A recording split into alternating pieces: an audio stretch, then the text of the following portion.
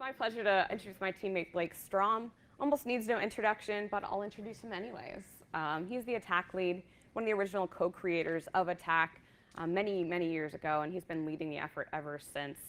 Doesn't just do that. At MITRE, he's also our capability area lead for adversary emulation. He helps out. He's been core on the attack evaluations efforts, and sometimes in his spare time, moments he gets, he likes to roast coffee, leading to his Twitter handle @StromCoffee. So really excited for Blake to kind of summarize what we've done this past year with ATT&CK, how far we've come, and really where we're going.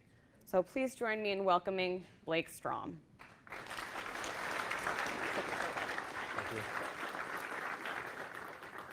All right, thank you very much, Katie. ATT&CKcon is really a special time for us. Even though we go out to conferences constantly briefing ATT&CK and talking to people, this is our opportunity to get the community to come here and talk about one topic. So thank you very much for coming. So as Katie mentioned, it's sort of hard to understand how far we've come without understanding sort of where we started. So this is the very first version of the attack matrix. This came out internally within MITRE. This hasn't seen the light of day before. Early on in 2014, so the project had been going on for about 6 months at the time. And we were sort of using it internally to figure out, okay, threat actors use these techniques. This is our coverage against it. And, there's a lot of things that pop out in this. There's only 8 tactics. There's no execution tactic. There's no collection. Host enumeration hasn't been renamed to discovery yet. There's only 4 techniques in credential access. And if I remember correctly, OS and software weakness was the first version of the credential dumping technique. So there's a lot of benefits to this version of ATT&CK. You can go to your CISO and say, hey, boss, we only need to cover 64 techniques. I can get this done in a couple months. You can fit the matrix on one slide and still read the technique names. It's a lot easier to believe vendors when they come and say to you, hey, we've got 100% coverage of ATT&CK. But as we all know, the space isn't quite this simple, and ATT&CK has had to evolve over time. So here's where we are today. We have 266 techniques in the enterprise matrix. But we didn't stop there. Enterprise now covers Mac and Linux in addition to Windows. We also have pre-attack now with 174 techniques currently. We've extended off to mobile attack that has 79 techniques. And of those, that collection of information, we have about 93 groups, 414 software entries, and 1,971 technical references that span technical best practices, information about how techniques work, and threat intel reports, which is an incredible corpus of information. But it extends beyond this, too. It's not just the knowledge base. There's a sister project, the Cyber Analytic Repository, that I'm sure a lot of people are familiar with. There's attack-based stock assessments, where we're trying to help people who are just getting started with ATT&CK figure out where their best first steps are. There's attack for ICS, so the team has been working hard on this to get this ready. There's attack evaluations, where we're trying to provide objective insights to how vendors are doing against threat behavior. And then there's the attack sightings ecosystem that we started this year, so that we can get better statistics about adversary use over time, so we can provide better trending data. So ATT&CK has really come a long way, not just as a knowledge base, but also as an idea to help threat-informed defense in multiple ways. And we really didn't get here by accident. So ATT&CK was a deliberate effort to track and maintain a knowledge base of adversary behavior. And there's a lot of things that contributed to this over the last 6 years. So there's been a lot of innovation in sensing endpoint systems, sensing network activity to better identify these threats.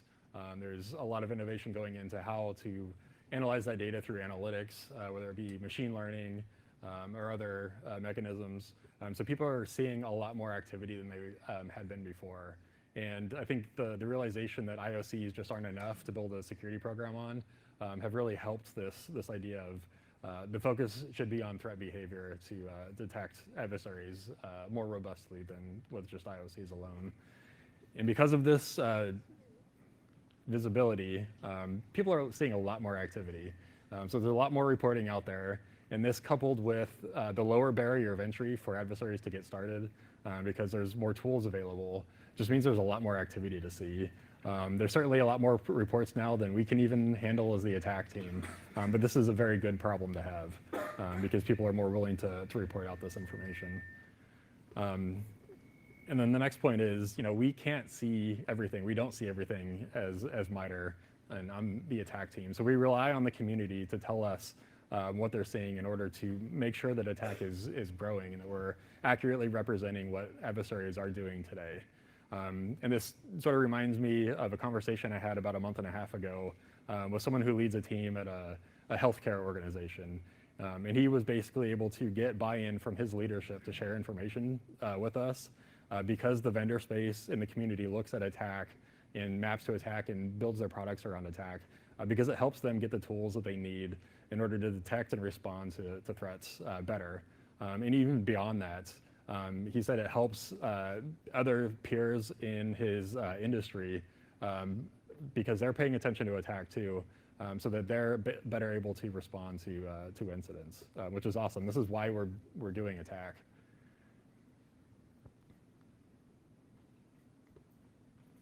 So to dive in some of the numbers for updates this year, we have 1 new tactic.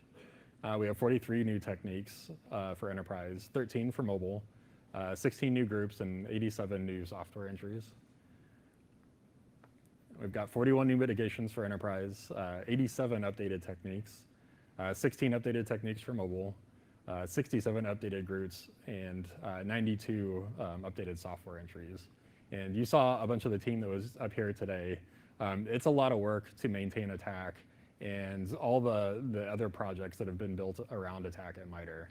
And I'm always just amazed at the level of effort and work that we're able to do on this to improve it over time.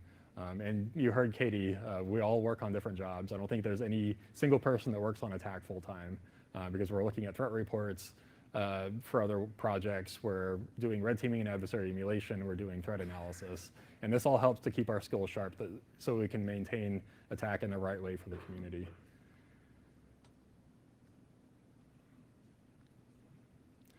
And so if you saw Dave Harold and Ryan Kovar's talk at the last ATT&CKcon, they give a really good talk about using red teaming and automation to help test your analytics.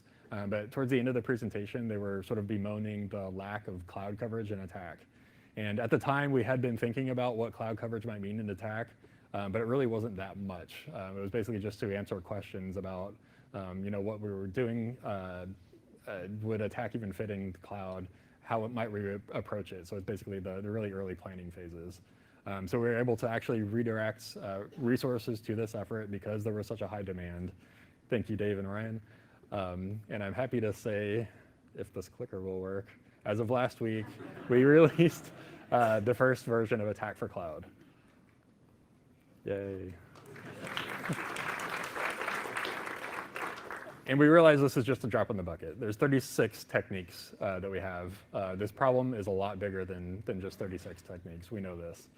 We talked to a lot of organizations to help build this, to help make sure that we're defining it in the right way.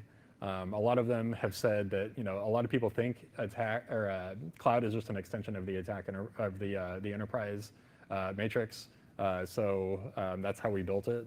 And of the organizations that we had talked to, we received well over 100 different technique contribution ideas. So we had to prioritize those based on similarities, based on what we could find threat reporting that actually says that these techniques are used in the wild. And some of those organizations that submitted to us were able to actually say that, yes, we've seen this, even though it isn't reported. And that's huge. So I'm happy to say that this is the first extension of attack where we've had almost 100% community contributions. And this is exactly how attack should grow longer term. And this is just amazing. So as far as coverage goes, Attack for Cloud covers infrastructure as a service. So we've got the 3 providers there, Azure, AWS, Google Cloud. We have a platform tag for general software as a service techniques. And then we have specific platforms for Office 365 and Azure Active Directory to cover specific techniques for those software platforms. So the biggest challenge in building Attack for Cloud, and even some of the other efforts that we've done, like Attack for ICS, is there just isn't a lot of incident reporting out there. I mean, we know things happen, but they're just not reported quite yet. And there is some notable incidents for cloud, like the DNC hack. We were scouring even DOJ indictments for information on this. So really consider this a call to arms to help us bolster the community knowledge about what adversaries are actually doing in this space, because we really need it to build this out further. So if you're in a position to either share with us information on what's going on or influence reporting to what gets out into the public, please do so, because we really need it for this. Another big change this year, in April, we released the impact tactic. So before April, attack was very focused on confidentiality and data exfiltration, so theft of information. And we knew that destructive attacks were sort of a big glaring gap in attack. So we did a lot of work analyzing incidents of like Sony Pictures and Saudi Aramco, and just WannaCry and the rise of ransomware. So this is a big problem for a lot of people, and we wanted to make sure that we covered it in attack. So originally there were 14 techniques that were published, and we just added 2 at the last update last week for system shutdown and reboot and account access removal. Another big change this year was more of a structural change. So we did a revamp of mitigations in enterprise so that it acts very similar to how mitigations are described in mobile. So they're treated as objects similar to groups in software, where we can have a definition for the mitigation idea, and then we can describe how that mitigation applies to individual techniques through the relationships between them. And how we built this was we basically went through the existing text field entries and scoured them pretty much to create these categories. And it's really helpful for doing what-if analysis. So what is the coverage of a potential mitigation that you want to deploy against the techniques, which is a really powerful thing to do that you couldn't do before with the prior text field entries, because attack grew quite a bit over time. Different things are described in different ways by different people. So this was our way of remaining a little bit more consistent about how we're describing mitigations. So let's talk about some issues with attack. Anyone who's used attack for a little bit knows that the techniques are a little bit uneven. This was a common theme at last year's ATT&CKcon, because some techniques are very broad. Some are even broader than these, but these have some definition in them. So there's multiple ways to do these techniques that aren't really defined well in attack yet. And some are very narrow, so specific ways to execute something or bypass a certain mechanism that maybe are too narrow to be a technique. We weren't really thinking about these things when we were building attack. I mean, you saw the first version earlier in the presentation. We were just trying to describe activity in a way that people would pay attention to, and we weren't really worried about abstraction at the time. So this has sort of only magnified the problem as attack has grown, and it's really hard to strike the right balance for where to put a specific piece of activity or an analytic or some intel, and it's even hard for us in trying to figure out where to put a new technique or some new information that somebody sends us. And it's kind of hard, like if anyone's seen these horrible gradient puzzles where all the pieces are almost identical and they're the same color, trying to group them all together by similarities, it becomes a real challenge to build this puzzle. And one really good example is when we were building cloud, we got several contributions for OAuth spear phishing. Nobody disagrees that this should be an attack. It should very much be an activity because it's been reported used by several groups. But the submissions that we got were like, okay, this is spear phishing, so you should put it in an initial access. And the write-ups we got were very detailed. There's a lot of activity in there. But when we started peeling away the layers of it, it was very clear that there's multiple different steps to this. So yes, the spear phishing is coming in. We can cover that by spear phishing with a link. So user clicks on it, they're presented with a malicious application. Is asking for authorization to grab their OAuth token. So the user has to click on that. That's credential access. And then there's another step even beyond that where the adversary is using that authorization token to access that resource and pull email or information from the user's account, which is use of that token. So even though attack, how it is kind of hard to figure out exactly where something should go, there's a lot of power in its flexibility to pull apart activity and make sure that you fit the right pieces in the right spaces. So our fix to this is sub-techniques. So it's important to note that they're just behaviors. So techniques are behaviors. You can consider them groups of behaviors. Sub-techniques are still just behaviors. It's also important to note that we're basically using what we have. So we're not adding a whole lot of new information to this. It's basically a refactoring of what's already in there. Credential dumping is a good example. Process injection is another good example of sort of those medium to high level techniques that have a lot of definition in them already that we're turning into sub-techniques. So this isn't a huge change. It is structurally, but the information is going to be pretty much the same in attack. And because attack is used for a lot of defensive purposes, it's natural to try to think about how to create sub-techniques that are defender-focused in mind, to group techniques based on the data sources that you can use to collect activity or the mitigations that you can use to prevent them. And we tried that, and it didn't work, unfortunately.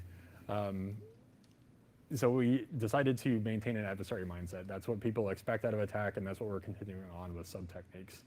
Because it's a more logical grouping of what the adversary is trying to accomplish and how, than trying to do it any other way. And it's also good to think about sub-techniques as platform-specific techniques. So we can describe the activity at a high level, at the technique level, and then get into the details about how that activity applies to a specific platform at the sub-technique level. And unfortunately, this isn't a universal thing that we can apply across the board. There are tactics like command and control that are very platform agnostic that we're going to have to find a different mechanism of breaking those out. Because after all, different goals require different actions that are all done different ways. And there's no one universal sort of logic to break out a sub-technique. And so we are working on sub-techniques right now. We've done a ton of work this year to figure out the right way to either break out sub-techniques from existing techniques, roll really narrow techniques under technique groupings. So the rough stats so far is that we're going to likely be dropping the number of techniques to 166 from the current 266, which is a pretty big reduction. And so far, we've identified 280 potential sub-techniques. So hence the meme, you can fit a ton of sub-techniques in attack now. And we're implementing this right now. So we had to wait until the October update to do a clean break, and we're going to be pausing technique updates for right now. You're free to send us your information. We'll keep tracking it in our internal contribution tracking system.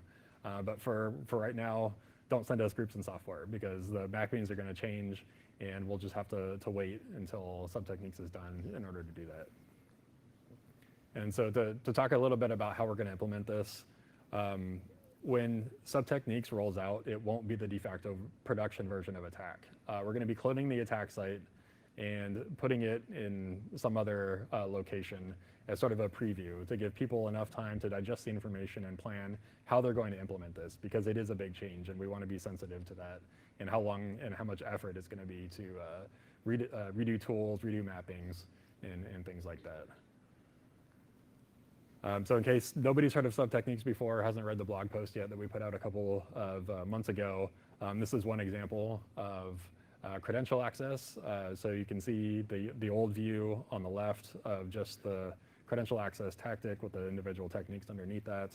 And on the right is the potential sub-technique breakout of that. So if you look at the credential dumping technique, there's a lot of already defined ways of doing that in the description. So we'll be essentially breaking those out into structured ways of doing credential dumping for Windows against the security accounts manager or LSAS secrets dumping and things like that. So the sub-techniques will essentially be the technique ID for credential dumping .001 or .002 for these.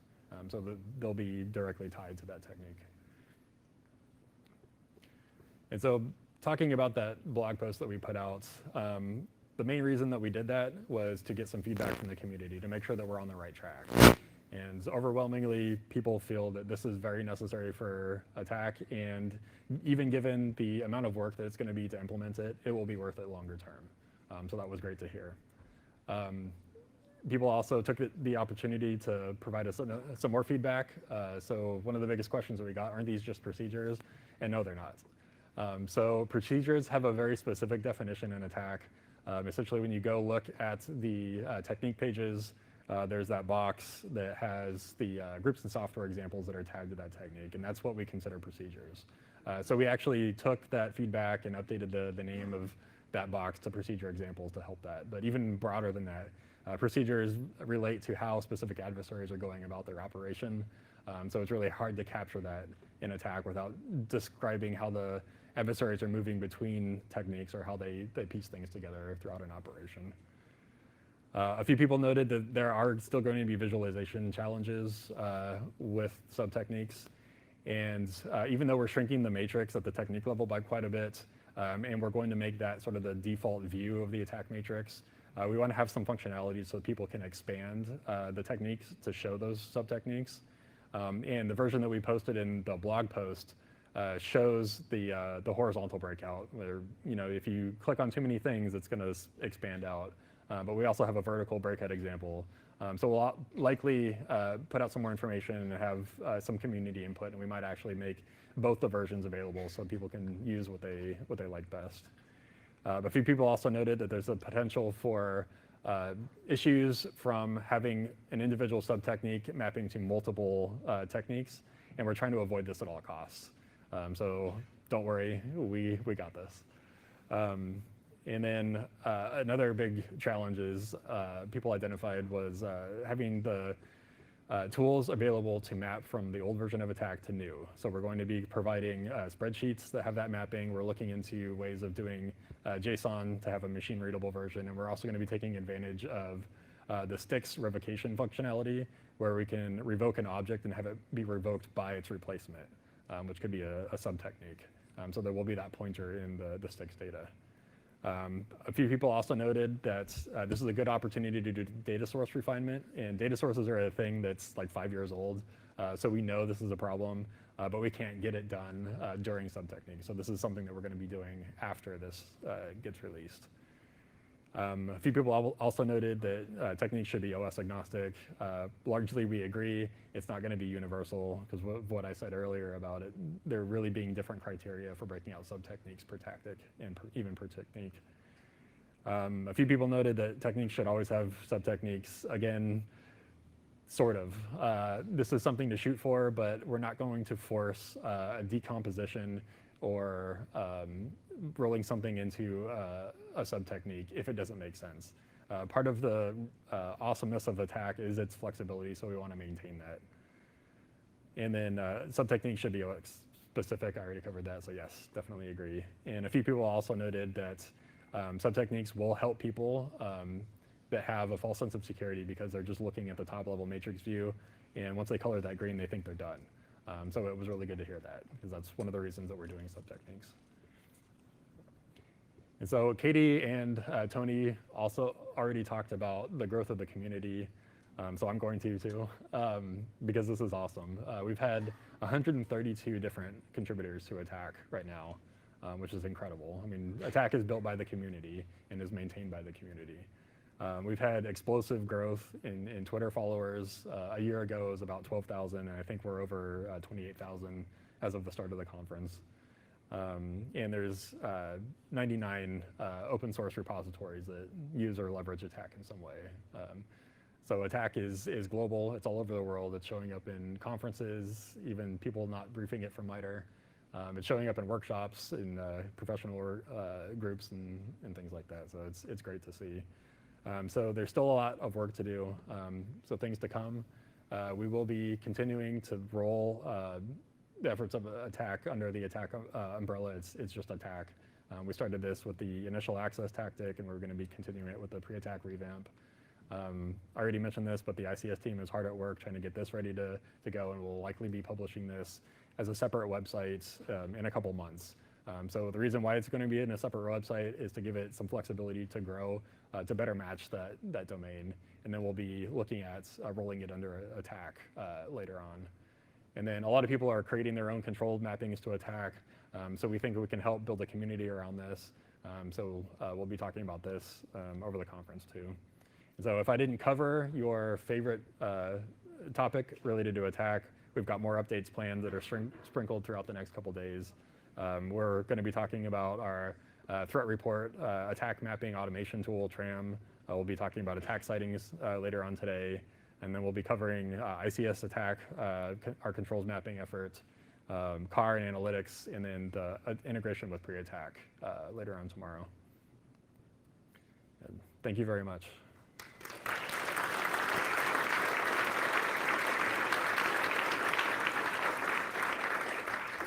About 5 minutes for questions. All right, questions.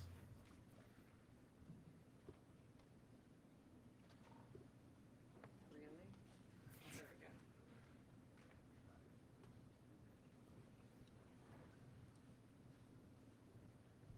Hi, just curious if Navigator is going to be mapped to the new techniques as well, the new framework.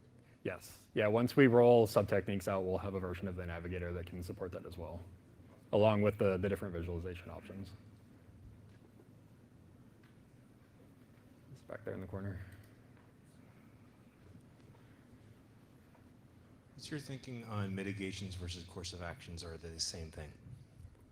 I think it really just comes down to definition. We're treating them like courses of action in sticks right now. So yes, they could be very much courses of actions.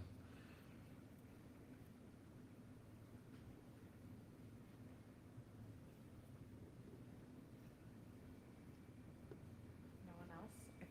If no one else, there you go. Yeah. Yeah, there's James. Can always rely on me to ask you a question. No, I actually just want to thank you for putting yourself in this position. I know that like trying to steer a ship with 10,000 or 23,000 followers is not easy. And so I feel your pain and keep up the good work. I really appreciate it. Yeah, thank you. It's really the community that makes this worthwhile for us, so I should thank you guys. Yep. Like, I'm going to throw one at you, and we didn't pre-stage this, so feel free to yell at me later. Interesting question. Carl asked me last night, where do you see attack in 5 years? I hate this question. I see it being maintained more by the community. We want more transparency in the process, and we have some ideas on tools and processes that can help with that. So MITRE is always going to be, I think, in a role where we're curating it, but we really want to foster more contributions from the community. So that's where I think it'll be. Any other questions? If not, please join me in thanking Blake Strom.